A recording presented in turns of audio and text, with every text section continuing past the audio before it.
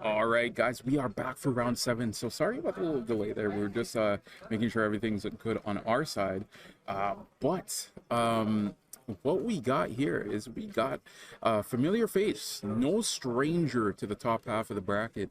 We got the one, the only Kevin Zhao on stream from representing the luxury gaming with the luxury gaming mat on top. And then we have our opponent who's also on Katakuri. Once we get the names up there, I can see what our Katakuri's player's name is. And it's Foster. I believe I've seen Foster before on stream. I think it was maybe the Montreal regionals. Someone can correct me if I'm wrong.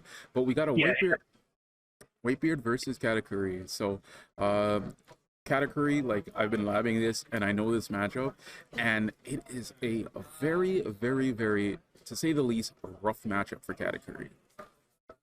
Maybe 100%. This is gonna be quite interesting. I know a couple people in chat were talking about wanting to see Kevin earlier, so definitely this is a match for sure that people are gonna love to see. But I do agree, this is definitely gonna be a rough matchup for the Katakuri player. But I mean, honestly, every Katakuri match thus far today has been on the losing end of things. Maybe this could be the turnaround match for him. I don't know. Let's see. It really just like we say always, it kind of just depends on what category he has in that life.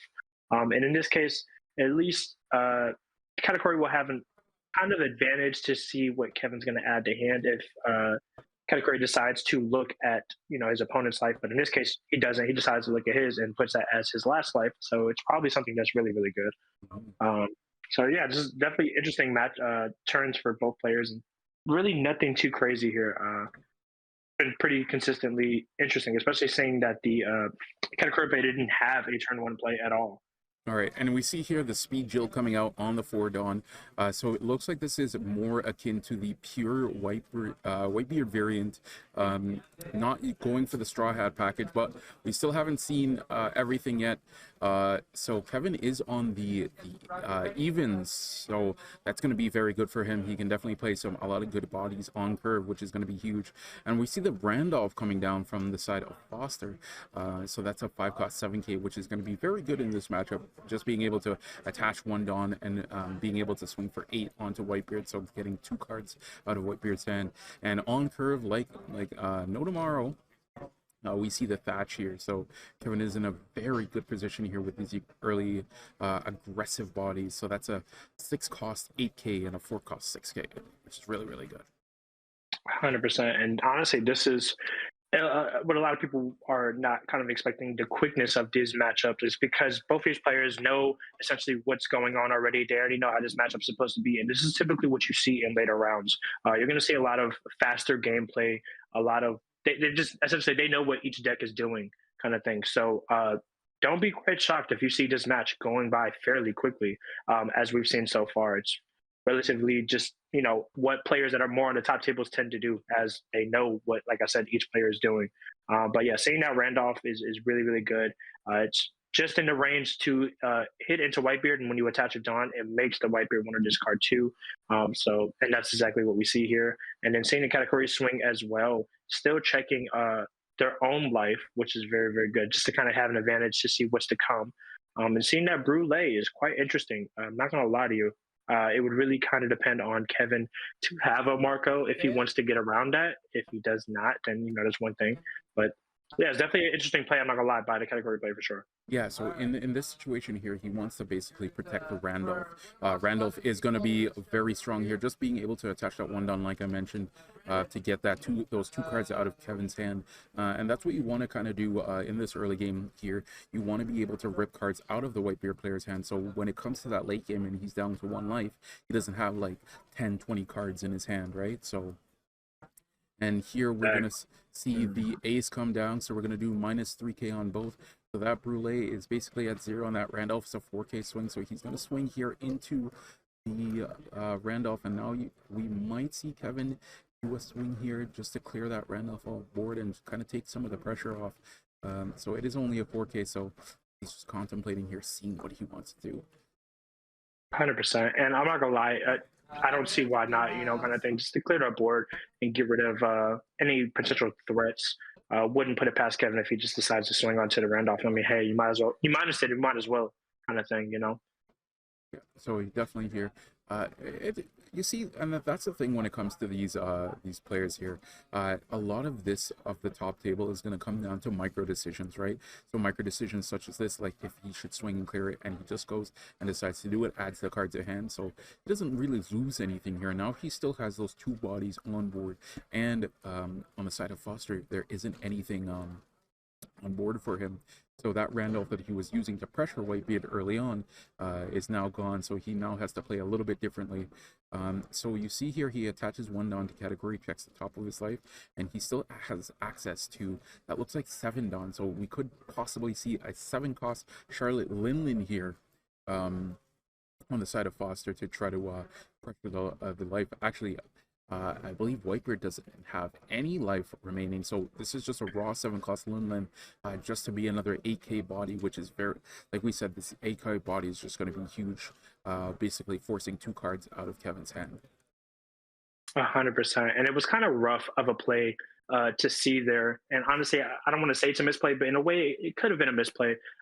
Instead of swinging with leader, could have swung, played the Linlin, and then put that on Kevin to make that decision. But in this case, because he played it, essentially, it's just a vanilla, like you said. But it's still a play nonetheless to have that presence on board. Kind of falls on to now Kevin here to see what he decides to do. And man, I'm not gonna lie, playing another ace is rough right now, truthfully. That's 2 7k swings just coming straight through there. And 3 done up on the side of Kevin as well. He's just going to counter out of there. And now he's going to swing that 8k. He's going to take that life, get the Shirahoshi trigger to draw to, basically for my Yu-Gi-Oh players out there, to graceful charity off of that life trigger. So yeah, so now we can see what we like to do here is get rid of those extra Charlotte Linlins that won't be useful right now in the later games of these matchups. So Foster is it's looking pretty tight here, honestly. Kevin I think this is kind of one-sided here at this point, only because there's just so much board presence. He has to try to get over with all the cards, for one, in Kevin's hand. He has a 3 down active. I mean, Foster has to get over 2 aces and a thatch. I'm not gonna lie, this is really, really looking rough for Foster. Even with that last life, him knowing what it is, and he had to put that as his bottom life purposely. I don't think, no matter what it is, it can kind of save him in this circumstance, especially with him countering out of these attacks already, popping the Shirahoshi, just in the case of, let's say he had a Katakuri to put it back in life. I mean, this is completely one-sided right here. I'm not gonna lie to you. Yep, and then they're just the counter out, and now here we're gonna just see the finishing power of Whitebeard, just gonna press life total. So ends up taking here. Oh, that's a nice base trigger there, being able to stop one of those aces from attacking. But here we're gonna see another 7k swing on the side of Kevin, and now Ace is gonna be swinging. Yep, and then there's the GG. Yep. Yeah, that was a strong game from Kevin. Yeah, that was quick. But yeah, no. So this matchup for Whitebeard is very easy. 100%. Just being able to add a lot of cards to hand, and just being able to pressure Katakuri's life total to the point of where you have to throw multiple cards out. It's just a very, very, very detrimental to Katakuri. But yeah, that definitely was a quick game. But sometimes that's definitely how the cookie crumbles. Sometimes you as the Katakuri player just can't see the things you need to see out of life. Sometimes the cards just don't drop for you. So it is what it is. But yeah, no, that was our round 8. Not bad at all by both players. Both players basically going the distance and playing their heart out for the last couple of rounds. Definitely good on them. And they're both X1, so that does put Foster down to the X2 bracket, and Kevin will be going on to the final round, X1. So currently right now, After that round 8, we have five undefeated. We have 5 undefeateds right now. So depending on what happens with the pair down, we will have either 3 undefeateds or 2 undefeateds, and then we will have maybe what could be our final round. Or what can happen is we will be going to a 10th round, and seeing the full distance of One Piece. So I know a lot of players here I was talking to during our little break there that they don't want to go through the 10 round gauntlet, but that definitely can happen. So and that's where things start to get shaken up because people don't prep for that last round and stuff like that. All right, so we're just 100%. we're just gonna. And Mhm. oh, I was going to say it's one of those things where, like, I mean, we can even talk about that for a little bit. It's one of those things where I feel like that's a thing that players essentially have to prepare for in itself. Not just the matchups, but then also that mental strain of getting into back to back to back to back matches. Like that lunch break that was earlier, it wasn't just a lunch break. It was like, okay, let me mentally prepare myself for the rest of these matches. A lot of players, especially if you've never gone to events like this or participated in even online events, Mhm. like this compared to locals is completely two different ball games. You're running into back to back to back to back to back games. It's not a, let's take our time. The manager at the store is letting us kind of chill for a bit. Like, no, it's constant rethinking of every single matchup. What's my opponent doing? It's not like I know what Joe Schmo plays at my locals. I have no idea what this dude plays. He could be playing something completely different or something that he just net decked. It's a lot of mental strain, and I think it's kudos to any player who's made it past this far, whether they're X and O or X and 8. It's a mental strain for everybody here. So kudos to everybody playing today. Truthfully. Yeah, it's definitely a mental grind, and I know myself. I'll be probably playing in the One Piece Nats that if I can get in for that registration. And if you guys make sure you guys are keeping your eyes out for those registrations because those hopefully will go up soon. And but I know it's going to be a 12 round event, if not more. So that's definitely going to Yep. be a grind, and that's going to be my first experience with that long haul of a grind. So it's going to be fun. These events are definitely fun, but definitely what you mentioned with the mental fortitude and the mental strength, it has to be there, especially when you get into these later rounds where 1 or 2 wins can make or break your streak. It's very important to have those mentals up. Zay, just before we take a break here, earlier, while we were on a break, I decided to take a look at the numbers for what is the most played deck. So I have the numbers up here, so I'm just gonna read off a few of them. So, Yeah. Go ahead. so today on the event, so the most represented deck by bar none was Charlotte Katakuri. So overall, I believe we had 120 players on Charlotte Katakuri. So we saw, I believe, 2 of them today, but it was bar none the most represented. Just right behind that, to no surprise, Edward Newgate was just right behind there. We had 103 Newgate players today. And then just below that, we had Trafalgar Law at 85 and 80 Zoro. So as you can see, aside from Katakuri, it's the top 3 decks were pretty much the same red decks that we had in most of these other regionals. But yeah, no, and from there, everything just trickles down. So we had 57 Rebecca's today. Shockingly, we had 44 blue yellow queens, who we haven't seen on stream yet. But that deck is a very fun deck as well. And then we had a few one-off decks. So shout outs to the player who brought Purple King to the regionals. Yeah, you got to have some strength to bring a deck like that here. 100%. That deck's still lacking a little bit of tools. We also had one player playing green red Luffy from OPO1. Shout outs Yep. to the player who was also playing that one black starter deck Luffy. I did see him on the earlier tables. Shout outs to him because he definitely was giving it a go. I believe he started the day off 3-0 or 2-0. So Yep. I don't know where he ended up settling down. Who else do we have here? There's also We have The one iceberg, Oh, that one is. yep, the one iceberg there. Shout out to my iceberg lovers out there.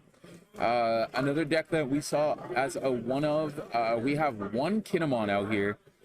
That was like that used. People thought that was going to be a boogeyman deck for a long time, and that didn't end up doing anything in NA. So, yeah, no, there's definitely some interesting decks. I believe most leaders got represented today in some capacity. I think the only one only two that didn't get represented was Shanks, the purple Shanks from the film deck, and the promo Uta, the red one that gets just a generic 1K. So it's the only one there. Yeah, yeah, and I mean honestly, it's crazy. Like we even there was what four Zephyrs. Like Yeah, yeah, honestly, there was quite a variety of representation today. And even quite shockingly for this top eight right now, honestly, it's a lot less red than what a lot of people expected. For those of y'all who don't know, or rather, y'all don't know, but we do. Uh, about more than half is, let's see, we have a Zoro Ace, and this is from last round. It was Zoro Ace, Katakuri, Blue Crocodile, another Katakuri, Doflamingo, and Law. So, I mean, out of the eight, only three were in some way, shape, or form red. So it's quite interesting this turnaround with this tournament that there's a lot more of uh, yellow representation, more blue representation than red in comparison to every other tournament in previous sets where it's been basically a red galore. So it's definitely quite a thing and a beauty in a way, because I know that people in a lot of last sets were like, okay, red is really too good. It's kind of getting annoying. I don't want to play no more kind of thing. So now that red is essentially becoming the non-meta and more of the backseat driver of games, it's quite a thing in a way to bring a lot of people back into the game, and also just to see that the transition is still very much being swayed left and right. For a lot of people who do not know, like in this upcoming set, it's about to be a really heavy yellow game. Purple is definitely coming back. Purple, red more so, but in general, purple is definitely getting some more play. Uh, just that sway of power, where Bandai is not just going, oh, let's just make red the strongest forever. It's definitely going to give like some more balance in this gameplay. And honestly, where it's going now, it's really just beautiful overall. So, Truthfully, so the thing I like about OPO4 specifically, before we get it, we still have a couple of months before OPO5, right? right? But what we do have is the diversity. So everybody knows like Whitebeard and like Law and Zoro are the three decks that are very consistent on top, right? Right. But just being able to give like blue, for example, a thing like Red Rock, being able to just remove these big bodies, something that blue didn't initially have, right? They would struggle against these big body, and basically being able to give blues the tools that it needed to deal with these colors is really good. And that's where we see like when blue goes against Whitebeard, it doesn't do as well, because you now have the removal tools that you can use to get rid of those big bodies and play a more slower game plan, right? And I think that's the thing the OPO4 is at right now. I mean, aside from obviously Katakuri and like obviously if your opponent high rolls, but the fact that we can now play a slower gameplay and like going to a more control based is always very good, right? 100%. And that's a beautiful point that you're bringing up. That yeah, it's definitely what used to be a very rush meta, very aggro, is now changing a lot of decks that used to do that to a more tempo base, because they know they're going to run into those controls. You have, for example, like Red Rock, like you said, you have the 10 drop Kaido that is getting rid of two bodies essentially, and big bodies at that. Especially when Blue used to have the issue against back in, like, let's say OPO2, when 8 cost Kid was just like a GG essentially for Blue. But now they have those cards that respond to that. And then even going into yellow, they have more stall cards of, oh, if I get Bays off a trigger, one of your cards is not attacking. You have green even coming back now with the 10 drop that can be used in any green deck, essentially, instead of being limited like Linlin, how it's only limited to big bombs. you have a green 10 drop that goes, hey, 3 cards are not attacking if I play this. And it's just like very, very control based of let's slow down the game, let's go at my pace. And honestly, like you said, it is a very beautiful thing to kind of see some of those colors like green and yellow and blue get some more energy into being more of a top base deck. And that's kind of essentially what we're kind of seeing today with some of these games. Yep, for sure. But I do see some people here in chat talking about yellow. Yellow obviously is a color that is very trigger reliant. But let's talk about yellow for a little bit because we do have a little bit of time here. So let's chat about yellow because you're either on two sides of yellow, right? You're either the person who doesn't mind getting the triggers out of yellow, or you're the person who is against them and they just see everything and more. But even today, we haven't really seen any of the Katakuri players like get too much out of life. Like, yeah, obviously from time to time you can obviously get the high roll, but sometimes you just don't get it.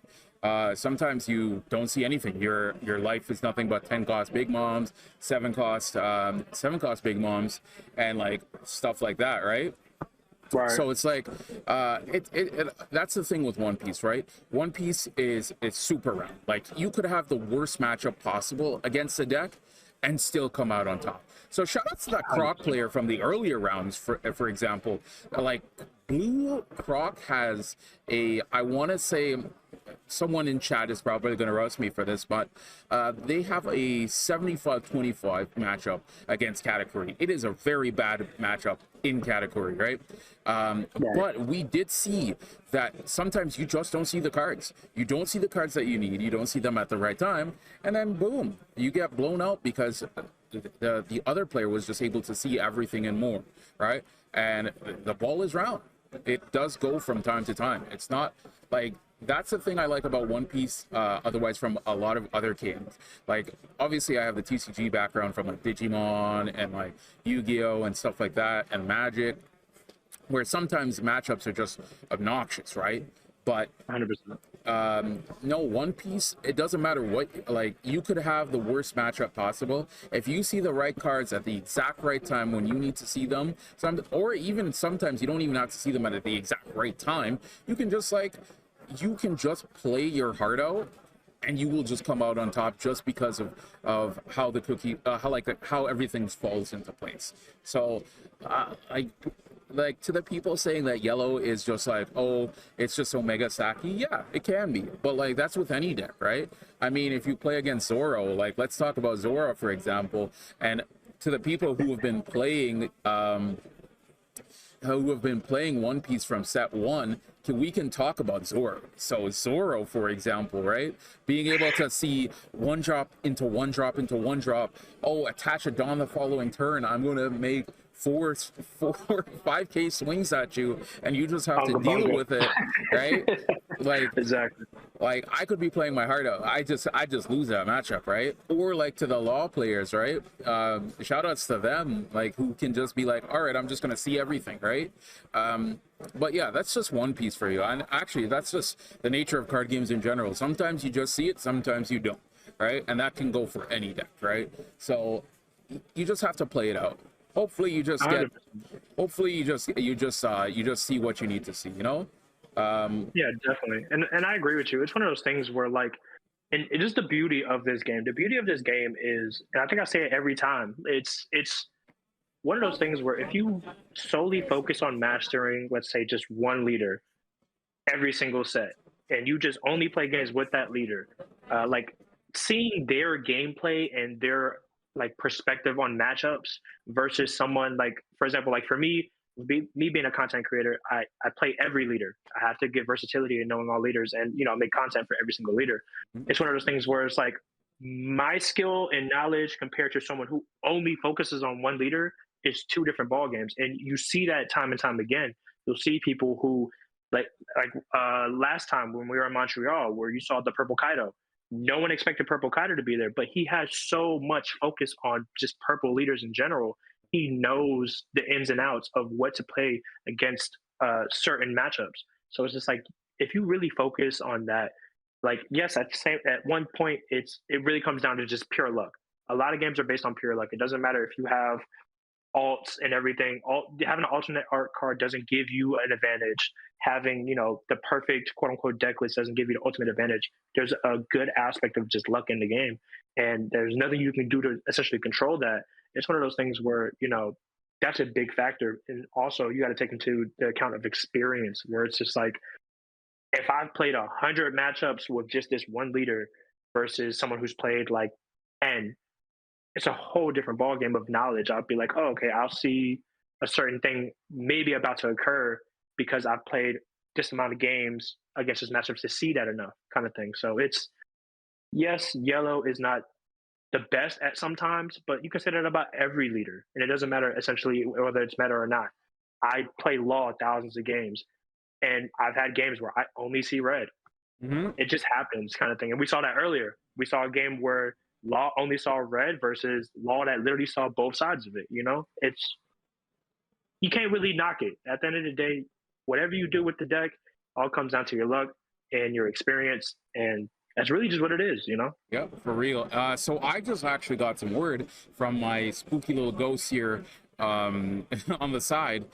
So I did mention earlier in this round here that we had 5 undefeateds, and I just got word that the pair down actually won. So we are confirmed to have 10 rounds today. So we will be going the full distance. So hopefully we can get one of those top tables over here for this stream here. Zay, I'm going to take a little break here. We're going to get a little bit refreshed.